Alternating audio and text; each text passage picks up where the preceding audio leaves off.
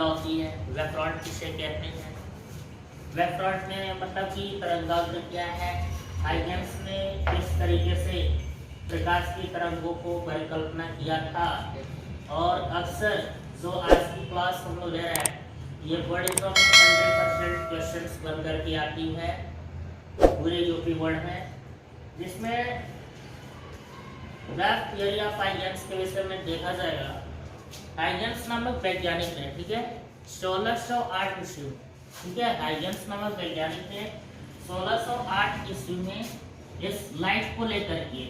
Light मतलब प्रकाश को लेकर के, और उसने एक बेहतर परिकल्पना किया और उसने बताया कि लाइट्स को चलने के लिए एक सरल मतलब रेखा में गति करता है ना, प्रकाश जो होती है सरल रेखा में गति करती है। और उसने एक कल्पना किया, एक माध्यम की कल्पना किया, वह माध्यम काल्पनिक माध्यम मान लीजिए, इथर नामक एक काल्पनिक माध्यम को माना, और मानने के बाद प्रकाश को उस पर चलने की स्ट्रक्चर को बनाई, और उसने देखा कि प्रकाश जो होती है वो तरंगों के रूप में मूव करती चल रही है, वेव्स के रूप में चल रही है, और उसमें तरंगों के रूप में चलने का आर्किटेक्चर को प्राप्त करते हुए हाइगेंस ने बताया उसमें वेव फ्रंट क्या होती है, वेव्स क्या होती है, उसके अंदर लाइट्स के आंतरिक ढांचा को उसने बताया कि लाइट के अंदर कुछ जालीनुमा वेव करती हुई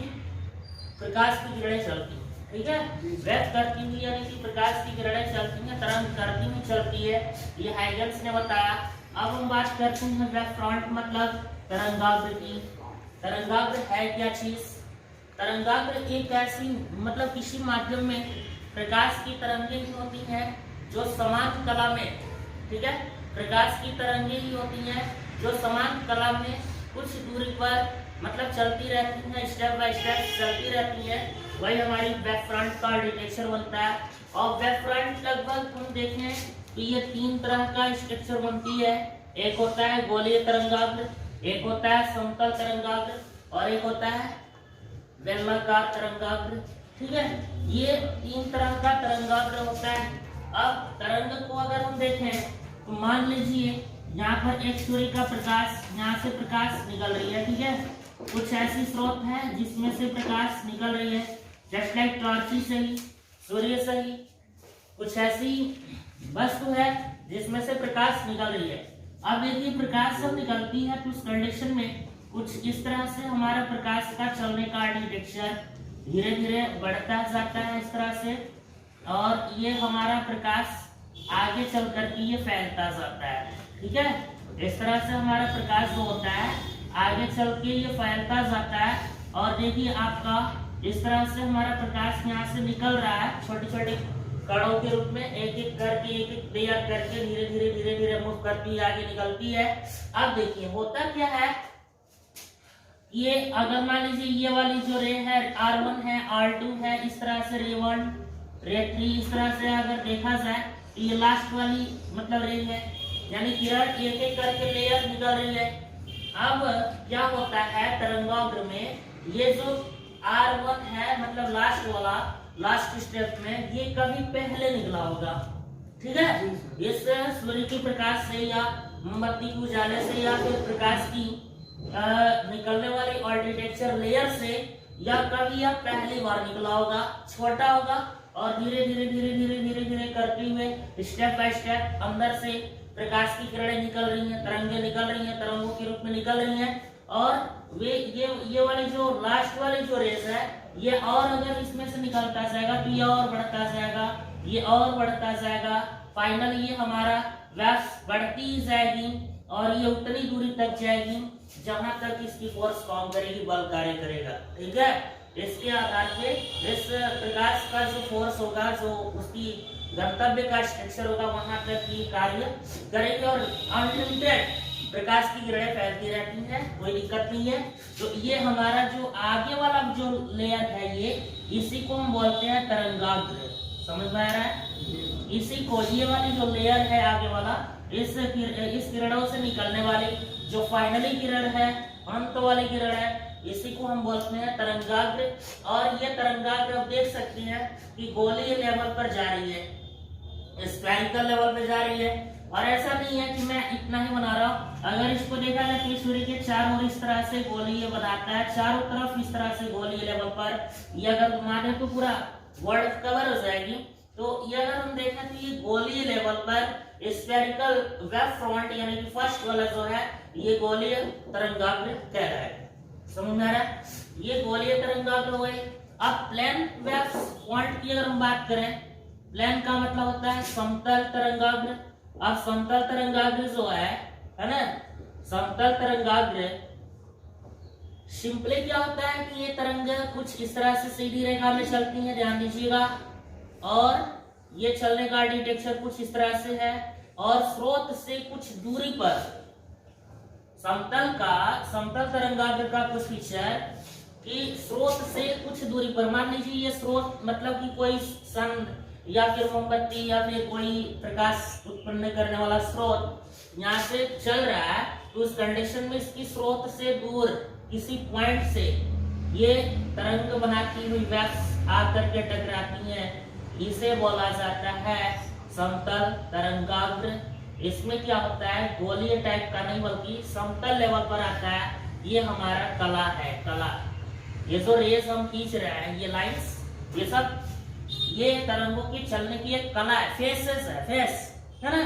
तो ये हमारा जो फिगर बन रहा है ये हमारा स्रोत बिंदु से यानी प्रकाश स्रोत से कुछ दूरी पर किसी बिंदु से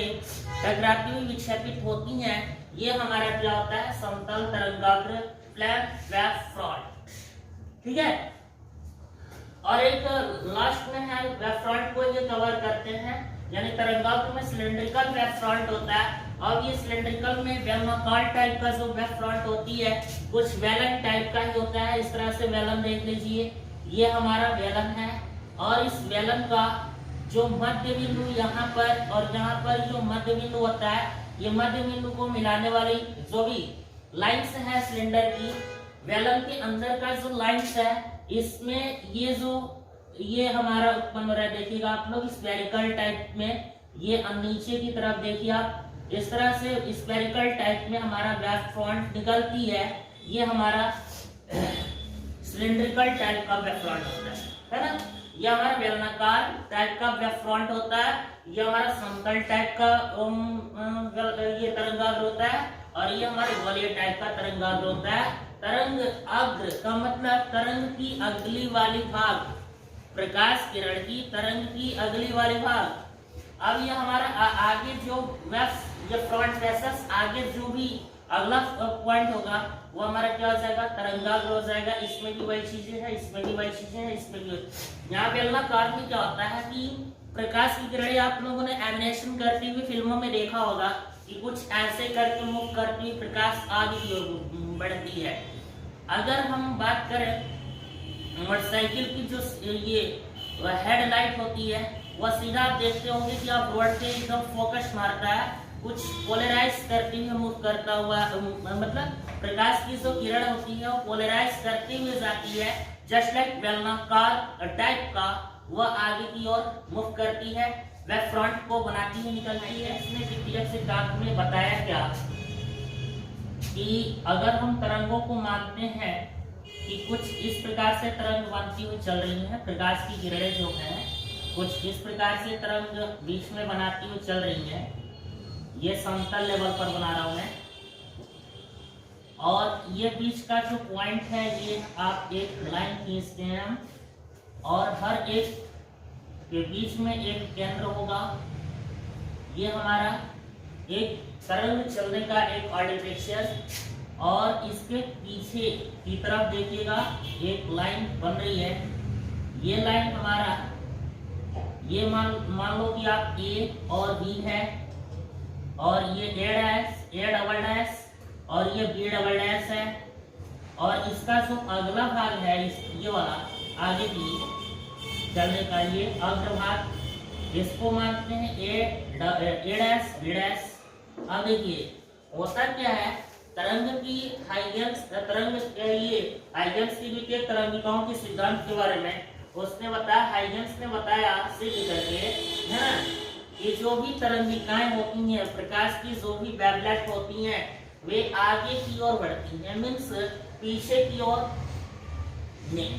आगे की ओर बढ़ती हैं। और अगर स्थिति मान लेते हैं ए और बी, यह प्रकाश किरण की स्थिति है, तो कुछ समय बाद निश्चित है कि अगर कोई भी वस्तु एक जगह से दूसरी जगह पे मूव करती है तो उसके बीच में समय लगता है। कुछ समय बाद उसकी कोई ना कोई नियत चाल होगी, जिसे स्मॉल भी अगर इन्वॉल्व करते हैं, स्मॉल भी, और कुछ उसका समय लगेगा, यानी कि वीटी, यानी कि वी और टी, वी इंटू टी, मतलब स्ट्रक्चर में, है ना, चाल और गुणे समय, चाल गुणे समय की बीच की जो आर्किटेक्चर बन रही है उसके बीच में कुछ दूरी तय करेगी। तो ये क्या होता है कि अपनी स्थिति, मेन पोजीशन की जो स्थिति है ए बी से कुछ दूरी ए डैश और बी डैश रन अप करती है वीटी अंतराल में, है ना, वीटी कला में। उस कंडीशन में क्या होता है कि ये आगे वाली जो वेब फ्रंट यहाँ पे है ए डैश और बी डैश, यही हमारा वेब फ्रंट है, यही अगला वाला भाग है, और इसी को बोलते हैं सेकेंडरी वेवलेट, इसी को बोलते हैं द्वितीयक वेवलेट। और ये नीचे यानी कि पीछे की ओर जो ए डैश और बी डैश आ रही है, ये हमारा होता है फर्स्ट वेवलेट, यानी कि पिछली वाली या प्राथमिक कहलाएगा, और ये द्वितीयक कहलाएगी। कुछ इसी प्रकार से हमारा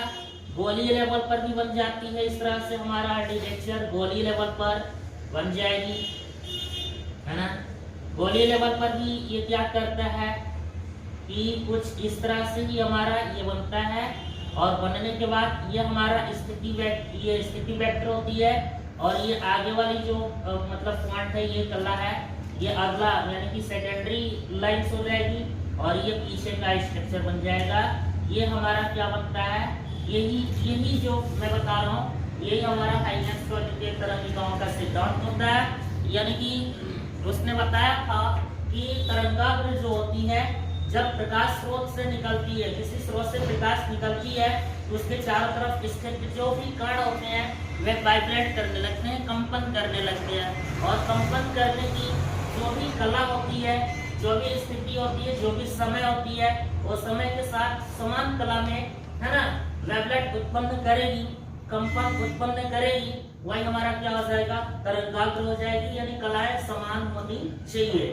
कला यदि समान है तो वेवलेट ये वेव फ्रंट उत्पन्न होगी, और वेव फ्रंट उत्पन्न होने की स्थिति, ये बीच वाला जो पार्ट्स है ए बी, वे स्थिति सदिश के रूप में रखी जाएगी, स्थिति लेवल पर है। और क्या होगा, कुछ समय बाद अगर ये मूव कर रही है, रन अप कर रही है, प्रकाश की किरण है, रन करेगी, तो ये अगला वाला जो भाग होगा ये द्वितीयक तरंगिकाएं हो जाएगी, और पीछे वाला जो भाग होगा पश्च तरंगिकाएं हो जाएगी, जिसे प्राथमिक तरंगिकाएं बोली जाती है।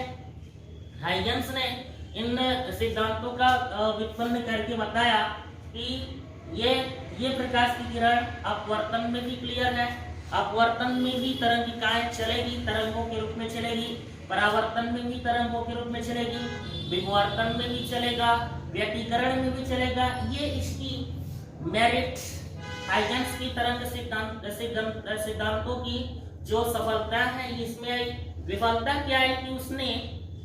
तरंगिकाओं के चलने का जो अग्रभाग है वो आगे की तरफ कवर तो कर लिया, खोज लिया, लेकिन उसने अभी तक पता नहीं कर पाया कि वो पीछे क्यों नहीं मूव करती है, यानी कि जो भी प्रकाश की किरण बैक साइड में क्यों नहीं आती है, क्यों आगे की ओर जाती है, उसकी यह डिमेरिट थी, विफलता है कि इसको उसने सत्यापन नहीं कर पाया हाइजेंस ने। ठीक है, हाइजेंस नामक वैज्ञानिक ने ही प्रकाश की तरंगों की खोजबीन करके और इस तरह की परिकल्पना को कवर किया था, और इससे रिलेटेड वर्ड एग्जाम में इसी तरह से आपको लिखने के लिए, है ना, बताता है, समझाता है, कम से कम 4 नंबर बड़े क्वेश्चंस के रूप में वर्ड एग्जाम में मतलब कवर कराता है हाइजेंस की द्वितीय तरंगिकाओं का सिद्धांत लिखने के लिए। बहुत ही मस्त क्लास है, इम्पोर्टेंट क्लास है। Best of luck.